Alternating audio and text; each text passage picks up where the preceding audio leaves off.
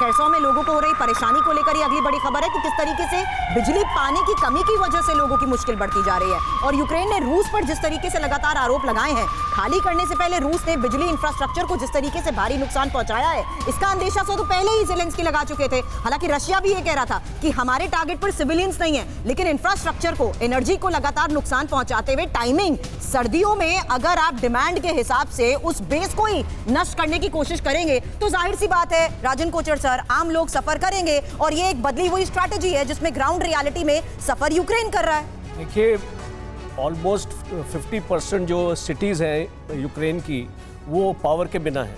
और दूसरा, खरसेन की मैं बात करूं, खरसेन एक्चुअली डीपॉपुलेटेड हो चुका है। वहाँ पे पॉपुलेशन नहीं है, वहाँ पे ऑलरेडी उसको पलायन हो चुका है वहाँ से लोगों का, और इसीलिए वहाँ पे हैवी शेलिंग हो रही है।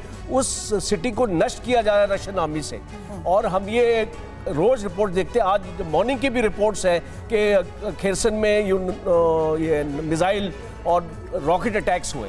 ये 17 साल से प्रोविजन स्टोर चला रहे थे और हर दिन 8 से 9 हजार का बिजनेस करते थे। अचानक से ये दोगुना हो गया। जानना चाहते हो कैसे? तो फ्रीडम ऐप को अभी डाउनलोड करें। तो दूसरा, बागमूत की बात आप कर रहे थे। मैं बागमूत पे ही सवाल करूंगी आपसे। हाँ। सॉरी, आपको मैं इंटरप्ट करूं।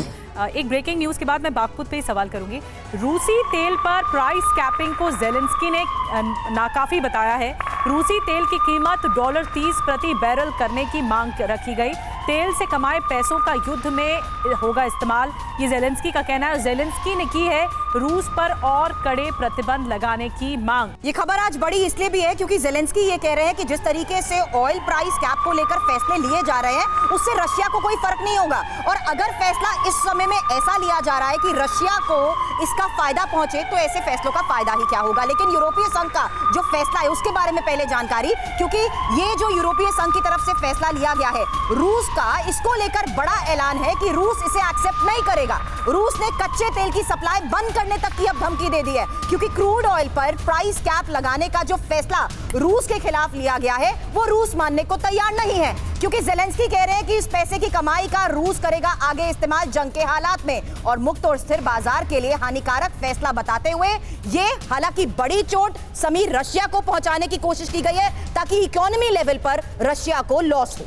और इसीलिए सुरभि हम कह रहे हैं कि बड़े धोखे हैं, बड़े धोखे हैं बातचीत की राह में। ये जंग, इसकी चिंगारियां कैसे शांत होंगी, ये अपने आप में बहुत बड़ा सवाल है। अब आपको बताते हैं कि रूसी तेल पर प्राइस कैप लगाने का मकसद क्या है, ये जरा समझाने की कोशिश करते हैं आपको। तेल का खेल कैसा चल रहा है। प्राइस कैपिंग का मकसद रूस की आर्थिक स्थिति को कम करना है, उसे नुकसान पहुंचाना है। यूक्रेन युद्ध में रूस की आर्थिक हालत कमजोर हो सके, ये मंशा कहीं ना कहीं नजर आती है। इस फैसले के पीछे अगर ये लिया जाता है तो तेल बाजार में रूस की उपस्थिति रहे, लेकिन उसकी कमाई कम हो जाए, इनकम कम हो जाए, ये कहीं ना कहीं मंशा साफ तौर पर नजर आती है। अब प्राइस कैप लगने से भारत पर कितना असर पड़ेगा, हमारे ऊपर क्या असर पड़ेगा? भारत रूस से बड़ी मात्रा में तेल खरीद रहा है और पिछले दिनों हमने देखा है किस तरह से किफायती दरों पर हमने तेल खरीदा है। भारत युद्ध से पहले रूस से सिर्फ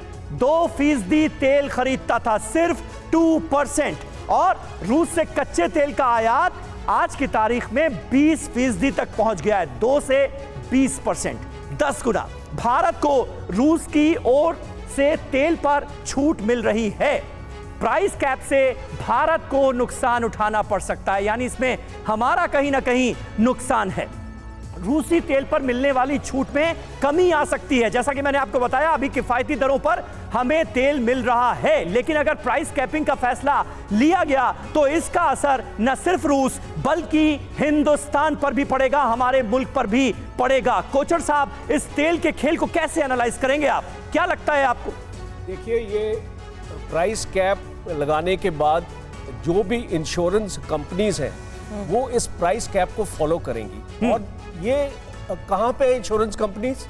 ग्रेट ब्रिटेन में और यूरोपियन यूनियन में। तो अगर इस ऑयल का इंश्योरेंस नहीं होगा तो ये ऑयल आगे नहीं जा सकता, ट्रेड रूट पे नहीं जा सकता। तो एक पहला मुद्दा ये है इंश्योरेंस का। सर, लेकिन रशिया के बोलने से कुछ हो पाएगा? 5 तारीख है जब से इसे लागू करना है, यानी कल से। दूसरा इंपॉर्टेंट एस्पेक्ट है कि रशिया अगर अपना ऑयल, ठीक है, वो एक्सपोर्ट करने से बंद करेगा तो ऑटोमेटिकली डिमांड एंड सप्लाई का रेशो में इसको फर्क पड़ेगा और वर्ल्ड की ऑयल प्राइसेस अपने आप ही बढ़ेंगी। तो अभी रशिया के पास एक और उसके हाथ में लेकिन वोलेटिलिटी बहुत है इस चीज में भी। ये 17 साल से प्रोविजन स्टोर चला रहे थे और हर दिन 8 से 9 हजार का बिजनेस करते थे। अचानक से ये दोगुना हो गया। जानना चाहते हो कैसे? तो फ्रीडम ऐप को अभी डाउनलोड करें।